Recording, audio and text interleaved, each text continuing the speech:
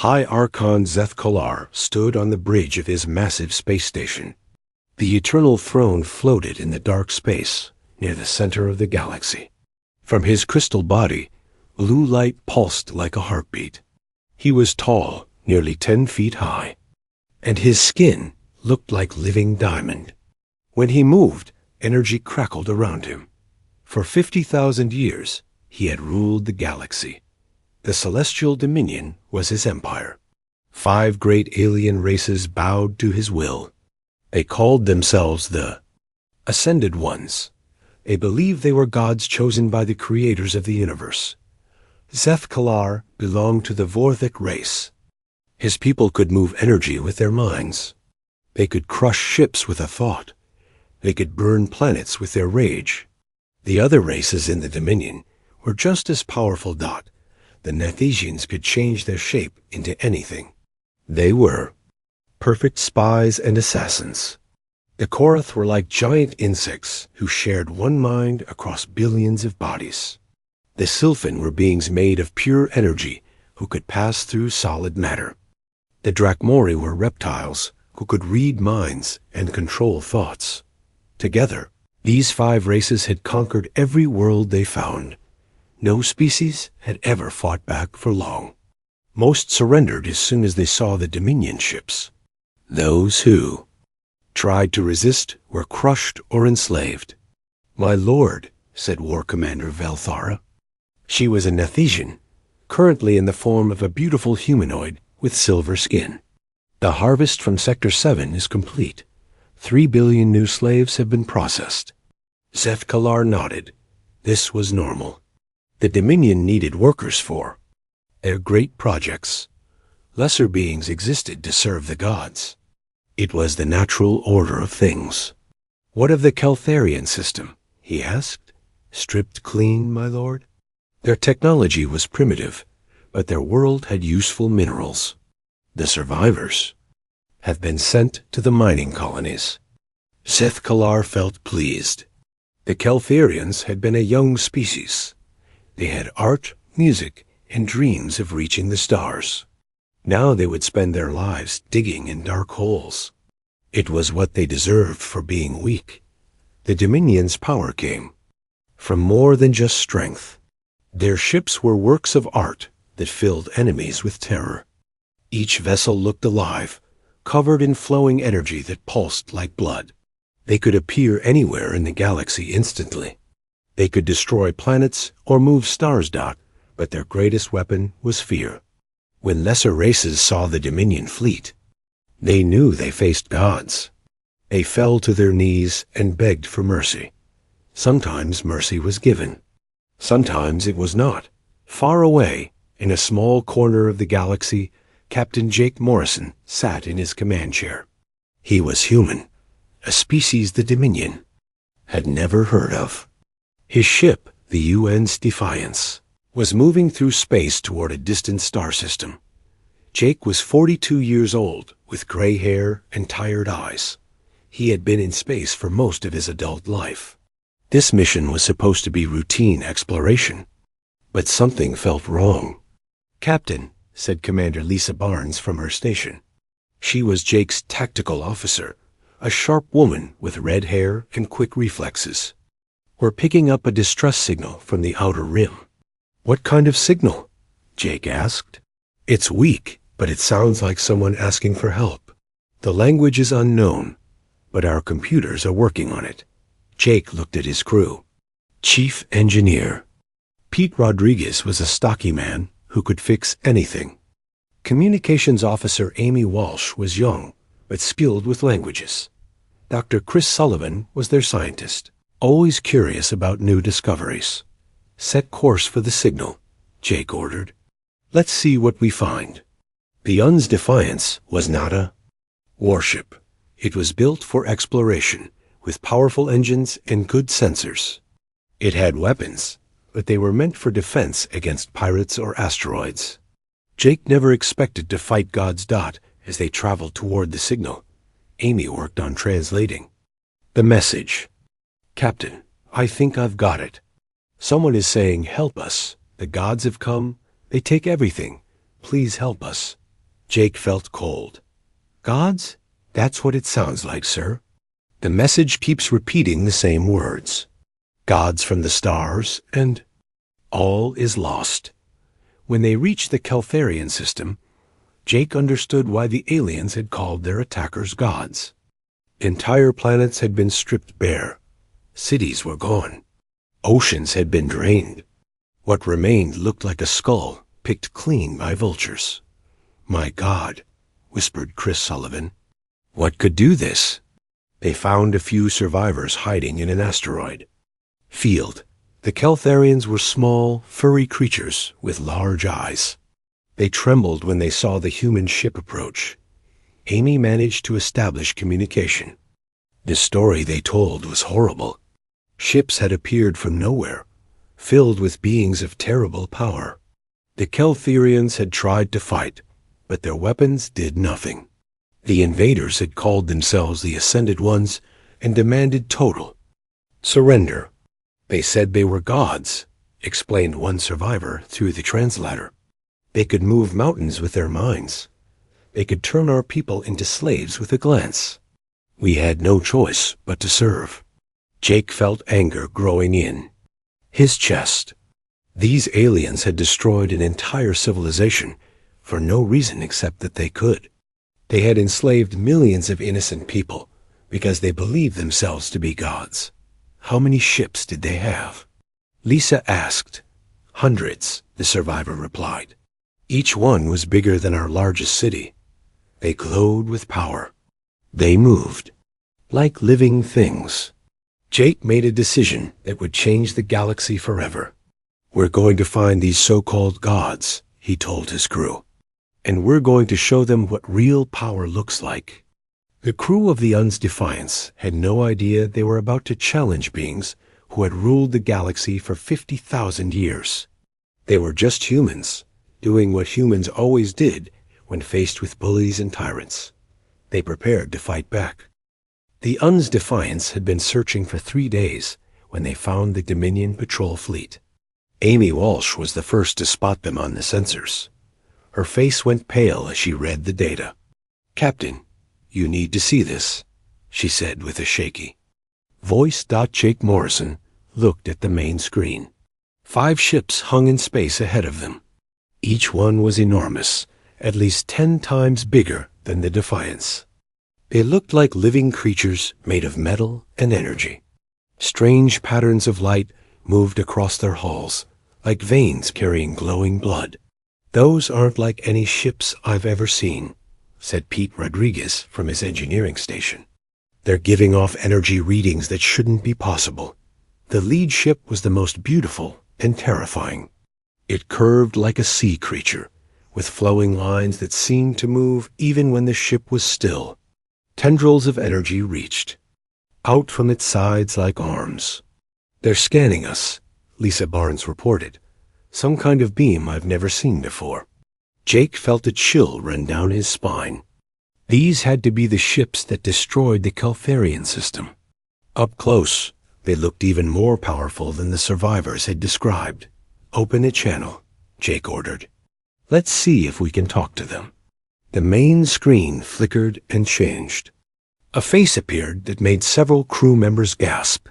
It was humanoid, but clearly alien. The skin was silver and seemed to flow like liquid metal. The eyes were pure white with no pupils. When it spoke, its voice was like music and thunder mixed.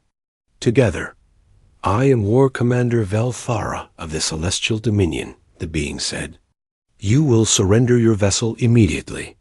You and your crew are now property of the Ascended Ones. Jake stood up slowly.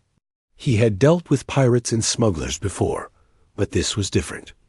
This alien spoke like it expected instant obedience. I'm Captain Jake Morrison of the United Nations ship Defiance, he replied. We're explorers from Earth. We don't belong to anyone. Velthara's expression changed. She looked confused, as if Jake had said something that made no sense. You refuse the will of the gods? She asked. This is not possible. Lesser beings always obey the Ascended Ones. We're not lesser beings, Jake said firmly. And you're not gods. You're just aliens with big ships. A silence that followed was electric. On the alien ship, Velthara stared at the screen in shock. In 50,000 years, no species had ever spoken to the Dominion like this. Most threw themselves on the ground and begged for mercy. You will learn respect, Velthara said, her voice now filled with anger. Prepare to be humbled. The alien ships began to move. They spread out in a formation that surrounded the Defiance. Energy began to build around their hulls, growing brighter and brighter. They're charging weapons, Lisa reported. Energy levels are off the charts. All hands, battle stations, Jake announced over the ship's communication system. This is not a drill. The first attack came as beams of pure energy that lit up space like lightning. They struck the Defiance's shields and seemed to wrap around the ship like glowing snakes. Jake felt a strange pressure in his head, as if something was trying to push into his mind. They're trying to disable us, Pete shouted over the sound of alarms. These weapons are designed to shut down our systems and break our will to fight. But the human ship kept working. Its shields held. Its weapons came online. Return fire, Jake ordered. Lisa Barnes had been waiting for this moment. She targeted the nearest alien ship and fired every weapon the Defiance had. Railguns shot metal slugs at incredible speed. Plasma cannons sent bolts of superheated gas.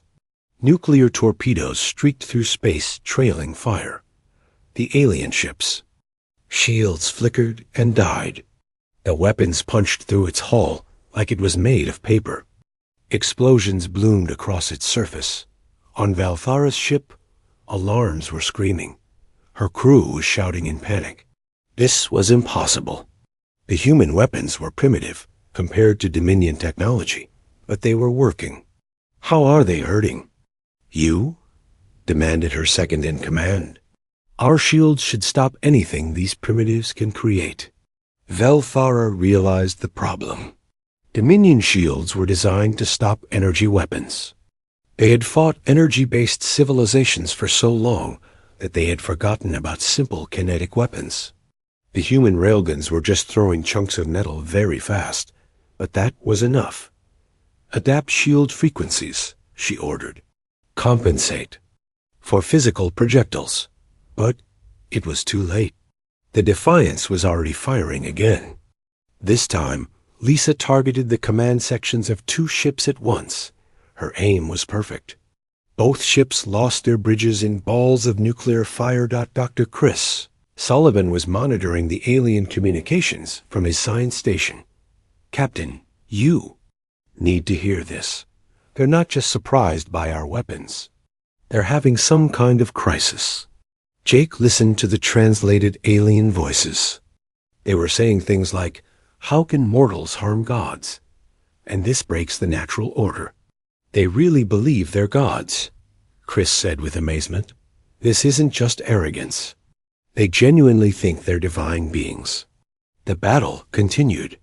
For 20 minutes, the human ship was smaller and faster. It dodged between the alien vessels, using their size against them. Every time the Dominion ships tried to target the Defiance, it was already somewhere else. 2 more alien ships were destroyed. A third was badly damaged and limping away. Only Velthara's flagship remained fully operational. This is impossible, she whispered to herself. We are gods. We cannot be defeated by mortals. But her ship was damaged too. The human weapons had found weak points in her shields. Her crew was demoralized and confused. For the first time in her long life, Velthara felt something she had never experienced before. She felt fear. Withdraw to safe distance, she ordered. Send word to High Archon Zithkalar. Tell him we have encountered something unprecedented. Jake watched the alien ship's retreat. His crew was cheering, but he felt no joy. This was just the beginning. If these aliens really had ruled the galaxy for 50,000 years, they would be back with more ships. "Damage report," he called out. "Hull breaches on decks 4 and 7, Pete reported. "Shield generators are running at 60%. We can fight, but not for long." "Captain," Amy said urgently, "I'm detecting massive energy signatures approaching.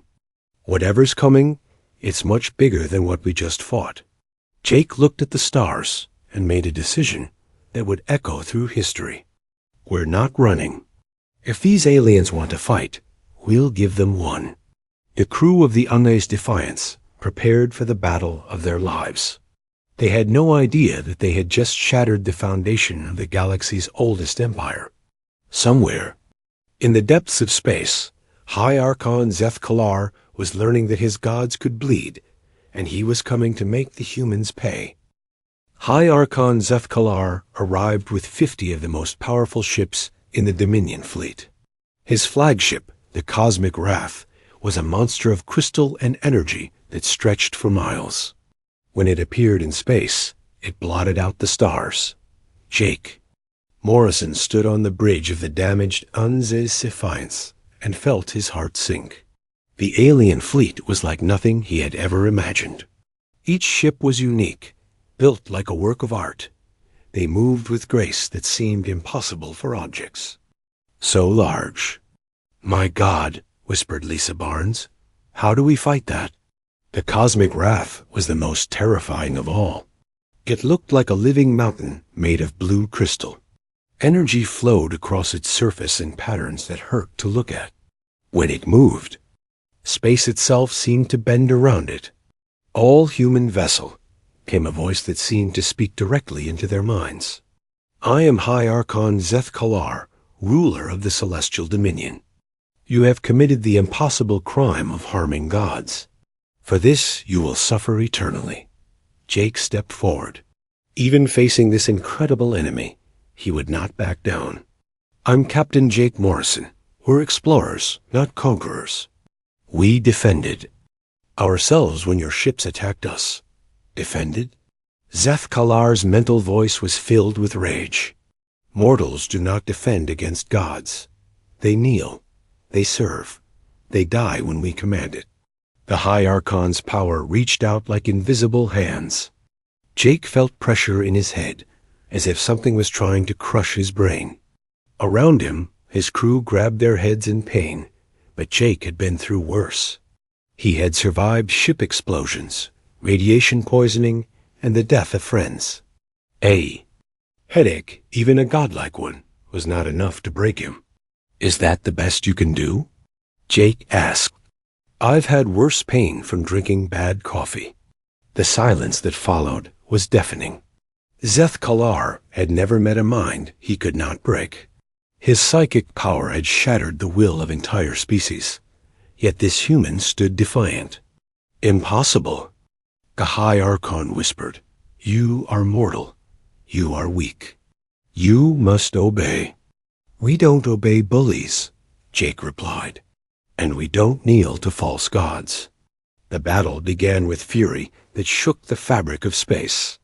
The Dominion fleet attacked with weapons that could crack planets, energy beams that burned like stars, gravity, weapons that twisted space and time, psychic attacks that should have driven the human crew insane. The UN's Defiance was tough, but it was only one ship. The alien weapons tore through its shields like paper. Hull plates melted. Systems failed. The ship shook like it was coming apart. "Shield generators are down," Pete Rodriguez shouted over the noise. "Hull breaches on every deck. We're losing life support." But the humans did not give up. Lisa Barnes worked her weapons with desperate skill. She targeted the energy nodes that powered the alien ships. Her railguns found weak points in their crystal hulls. Her missiles struck where they would do the most damage. One by one, the Dominion ships began to fall. The human weapons were simple but effective. They hit hard and fast, giving the aliens no time to adapt. Dr. Chris Sullivan was working frantically at his station. "Captain, I think I understand how their power works. Those energy nodes aren't just weapons. They're the source of their psychic abilities too. What do you mean? Jake asked while dodging another massive energy beam. Their technology is built into their biology. They're not gods at all. They're cyborgs. Very advanced ones, but still machines and flesh working together. Amy Walsh had been listening to the alien communications. Chris is right. They're panicking. They keep saying things like, "How can mortals kill gods? And this violates the cosmic order." Jake understood. These aliens had been the biggest bullies in the galaxy for so long that they had forgotten what it felt like to be challenged. They had started believing their own lies about being gods. "Target those energy nodes," Jake ordered. "Show them what mortals can do." A battle raged for hours. The Defiance was dying, but it was taking the alien fleet with it. 40 of the 50 Dominion ships were destroyed or crippled. The space around them was filled with debris and the energy of exploding vessels. Archon Zeth-Kalar watched his fleet die with growing terror. This was not possible. He was a god. He had ruled the galaxy for 50,000 years. He had crushed civilizations with a thought. But his ships were burning. His warriors were dying. And the small human vessel still fought on. "This cannot be," he said to himself. "I am eternal. I am divine. I am—" His words were cut off as a nuclear torpedo struck the Cosmic Wrath's main energy core. The explosion lit up the darkness like a new sun. The great ship began to break apart, its crystal hull cracking like ice dot in desperation. Zeth-Kalar made a final choice. If he could not destroy the humans with his weapons, he would ram them with his ship. The Cosmic Wrath turned toward the Defiance, its engines pushing it forward even as it fell apart. "He's trying to ram us," Lisa reported. "His ship is massive. If he hits us, we're dead." Jake looked at his crew. They were battered and exhausted, but they were still fighting. "All power to engines." "Take us straight at him, Captain?" Pete asked in confusion. "If he wants to play chicken, we'll play chicken. But we're not backing down." The two ships raced toward each other. The Cosmic Wrath was huge but damaged. The Defiance was small but fast. At the last second, Jake ordered a course change that took them under the alien ship Dot as they passed. Lisa fired every weapon they had left directly into the Cosmic Wrath's belly. The alien ship exploded in a ball of energy that could be. Seen from light years away, that High Archon Zeth-Kalar died in that explosion. His last thought was not of anger or revenge, but of terrible understanding. If these humans could kill gods, what did that make them? The few remaining Dominion ships fled in terror. Their crews had seen the impossible. Their god was dead, killed, by mortals who refused to kneel. On the bridge of the UN's Defiance, Jake Morrison sat in his damaged command chair and looked at the stars. His ship was barely holding together. His crew was wounded and exhausted, but they had won. "Status report," he said quietly. "We're alive," Pete replied. "Barely. The ship needs major repairs, but we can make it home." "Sir?" Amy said with excitement. In her voice, "I'm picking up transmissions from all over the galaxy. The news is spreading. Species everywhere are learning that the Dominion can be defeated." Jake smiled for the first time in hours. They had done more than survive. They had struck a blow for freedom that would echo across the stars. "Set course for Earth," he ordered. "We need to warn them. The Dominion will be back, and they'll be angry." As the UN's Defiance limped away from the battlefield, Jake Morrison did not know that he had just become the most wanted man in the galaxy. The Dominion would hunt him to the ends of space, but he had proven something that would change everything. Gods could die, tyrants could fall, and sometimes mortals could win. News of High Archon Zeth-Kalar's death spread across the galaxy like wildfire. On 1,000 worlds, slaves who had worked in darkness for generations looked up at the stars and whispered a word they had almost forgotten. "Hope got the Keltharian." Survivors were the first to hear the news. The few who had escaped the destruction of their worlds wept when they learned that their destroyers could die. Within hours, hidden rebel groups were sending messages to each other across the galaxy. The gods bleed became their rallying cry. The gods can die. On the agricultural world of Nexus 7, Keltharian slaves stopped their work in the fields. For the first time in decades, they refused to obey their overseers. The Dominion guards tried to force them back to work, but the slaves had heard the impossible news. If gods could die, then perhaps they could be free. The rebellion spread like a disease through the Dominion's empire. On mining worlds, workers threw down their tools. On factory planets, production lines stopped. On military stations, enslaved soldiers turned their weapons on their masters. In the great council chamber of the Eternal Throne, the remaining leaders of the Dominion met in emergency session. Archon Nymthara of the Sylphan floated above the crystal table, her energy form flickering with anxiety. "This is impossible," she said, her voice like wind through crystals. Zeth Kalar was the most powerful among us. How could mortals destroy him? War Commander Velthara stood at the table's edge, her silver form still bearing damage from her first encounter with the humans. "I warned you about these creatures. They are not like other species. They do not fear us. Fear is everything," rumbled General Thokmar of the Korath. His insect-like form clicked with agitation. "Without fear, we cannot control the lesser races. Already, 17 worlds have declared independence." Archon Nymthara's energy form pulsed with anger. "Then we will burn those worlds to ash. We will show the galaxy what happens when mortals dare to challenge gods." But even as she spoke, she felt something she had never experienced before. Doubt. For 50,000 years, the Dominion had never faced real resistance. They had grown soft, relying on their reputation instead of their strength. Meanwhile, the Unzi was limping. Toward Earth, the ship was held together by emergency repairs and the determination of its crew. Jake Morrison sat in his command chair, reading reports from Dr. Chris Sullivan's research. "What have you found?" Jake asked. Chris looked up from his computer with excited but worried eyes. "Captain, the truth about the Dominion is incredible. They're not gods at all. They're not even really alive in the way we understand it." "What do you mean?"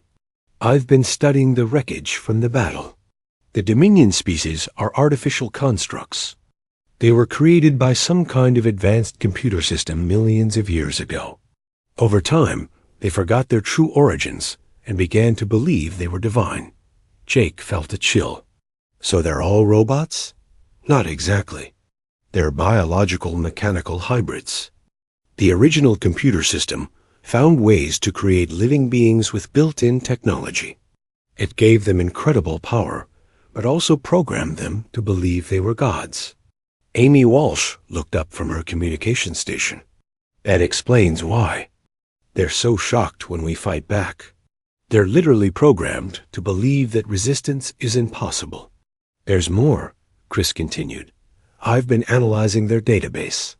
The Dominion has been destroying any species that shows signs of advanced technology or independent thought. They've wiped out hundreds of civilizations that might have challenged them." Jake stood up slowly.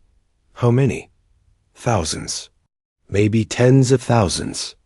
Any species that developed space travel or advanced weapons was hunted down and destroyed. Dominion has been committing genocide on a galactic scale." The weight of this revelation settled over the crew. They had not just fought a battle. They had struck a blow against the greatest evil in the galaxy's history. "Sir?" Amy said urgently. "I'm detecting a massive energy signature approaching from the galactic core. It's huge. Much bigger than anything we've seen before." Jake looked at the sensor readings and felt his blood turn cold. The object was the size of a moon, but it was moving under its own power. Energy readings showed it was artificial and incredibly dangerous. "What is that thing?" Lisa Barnes asked. Chris worked frantically at his computer. "I'm checking the Dominion database. Here it is. They call it the World Breaker. It's their ultimate weapon, designed to destroy entire star systems. It's heading for Earth," Amy reported. "At current speed, it will arrive in 6 days." Jake made a decision that would determine the fate of humanity. Send a message to Earth. Tell them everything we've learned. Warn them about the World Breaker. And tell them to prepare for war. The message reached Earth's military leaders within hours. Admiral Kate Phillips read the report 3 times before she could believe it. The idea that humanity was about to face godlike beings with the power to destroy worlds seemed like science fiction, but the evidence was undeniable. Long-range sensors confirmed the approach of the massive alien construct. Intelligence satellites detected the movement of hundreds of ships throughout the galaxy. The Dominion was preparing for its final assault on humanity. "How do we fight something like that?" asked General Ryan Torres during an emergency meeting of Earth's Defense Council. "We don't," Admiral Phillips replied grimly. "We evacuate as many people as possible and hope some survive." But Jake Morrison's message contained more than just warnings. It included detailed information about Dominion technology and their weaknesses. The aliens' energy-based systems were vulnerable to kinetic weapons. Their shields could be penetrated by nuclear explosives. Most importantly, their power came from energy nodes that could be destroyed. "We have a chance," Admiral Phillips realized. A small one, but a chance. Earth's military forces began the largest mobilization in human history. Every ship that could fight was called to service. Weapons factories worked around the clock. Scientists studied the Dominion technology, looking for ways to adapt human weapons. The World Breaker continued its approach, accompanied by a fleet of over 300 ships. Behind them came the ground forces, billions of enslaved soldiers from conquered worlds, driven by fear and conditioning to fight for their false gods. As the enemy approached, Jake Morrison and his crew finally reached Earth. The Un's defiance was a wreck, but it had brought home the most important intelligence in human history. "We did it," Jake said to his crew as they looked at their home world. "We warned them. Now it's up to everyone else." But even as he spoke, Jake knew the real battle was just beginning. The Dominion was coming with everything they had. They wanted to destroy humanity completely, to make sure no other species would ever dare to challenge them again. The question was simple. Could humanity survive the wrath of false gods? The answer would determine the fate of the entire galaxy. In the depths of space, the World Breaker continued its approach. Its massive form blotted out the stars, carrying the power to end civilizations. But it was racing toward a world that had never learned to surrender. The final battle for human freedom was about to begin. The World Breaker emerged from hyperspace at the edge of the solar system like a dark moon come to life. It was massive beyond imagination, its surface covered in weapons that could crack planets. Behind it came the largest fleet the galaxy had ever seen, over 300 ships of the Celestial Dominion, each one burning with the need for revenge. Admiral Kate Phillips stood on the bridge of the UNS Retribution, Earth's newest and most powerful warship. Around her, the hastily assembled defense fleet looked pitifully small. 50 human ships against an armada that had conquered the galaxy. "All ships, this is Admiral Phillips," she broadcast to the fleet. "Today, we fight not just for Earth, but for the freedom of every thinking being in the galaxy. The enemy believes they are gods. Let's show them they're wrong." The Dominion fleet advanced with terrifying grace. Their ships moved like living things, energy crackling across their hulls. At their center, the World Breaker began to charge its main weapon. The construct's surface glowed with building power. Captain Jake Morrison stood beside Admiral Phillips, his face grim. The UN's Defiance was too damaged to fight, but he refused to leave. "They're going to target Earth first," he said. "That beam can destroy the entire planet." "Then we stop them," Phillips replied. "All ships attack Pattern Delta. Hit them fast and hard." The human fleet scattered like a swarm of angry bees. Their ships were smaller and faster than the Dominion vessels. They used hit-and-run tactics, striking at the edges of the alien formation. Before darting away, the battle was chaos. Energy beams lit up the darkness. Nuclear explosions bloomed like deadly flowers. Ships from both sides burned and died in the cold of space. But the humans were learning. Every engagement taught them more about their enemy. The Dominion ships were powerful but predictable. They had fought the same way for 50,000 years, relying on fear and overwhelming force. Commander Lisa Barnes had been given command of the Unzi Striker, a fast attack ship loaded with nuclear torpedoes. She led a squadron of similar vessels in a desperate charge toward the World Breaker. "Remember," she told her pilots, "target the energy nodes. Those are the weak points." The World Breaker's defensive systems opened fire. Beams of energy that could melt asteroids reached out for the attacking ships. 3 human vessels died in the first few seconds, vaporized by weapons beyond their comprehension. But the others kept coming. They weaved between the deadly beams, their pilots pushing their ships to the limit. Nuclear torpedoes streaked toward the massive construct, striking its surface in brilliant explosions. The World Breaker shuddered, but continued charging its main weapon. The energy building in its core was visible now, a star-bright glow that promised the death of worlds. On Earth, people looked up at the battle raging in their sky. They could see the flashes of weapons fire, the brief suns of nuclear explosions. Everyone knew that if the fleet failed, their planet would die. Dr. Chris Sullivan was in the command center, analyzing the battle data in real time. "Admiral," he called out, "I'm reading massive energy buildup in the World Breaker's core. It's almost ready to fire." "Time to impact?" Phillips asked. 90 seconds. The Admiral made a decision that would echo through history. "All ships concentrate fire on the World Breaker's core. Ignore the escort vessels. Everything we have right now." The human fleet turned as one toward the massive construct. Ships that had been fighting the Dominion escort fleet abandoned their battles and raced toward the World Breaker. They flew straight into the teeth of its defenses, accepting terrible losses for one chance at the target. The World Breaker's core was protected by layers of energy shields and armor plating. But the human weapons were designed for one thing: punching through defenses. Railguns fired tungsten slugs at incredible speed. Plasma cannons sent bolts of superheated gas. Nuclear torpedoes carried fusion fire to their target. One by one, the defensive layers began to fail. The World Breaker's core was exposed for just a moment, but it was enough. Captain Jake Morrison had been watching the battle from the command center. But now he made a choice that surprised everyone. "Get me to the Defiance," he ordered. "Captain, your ship is barely spaceworthy," Admiral Phillips protested. "That's exactly why I need to take it," Jake replied.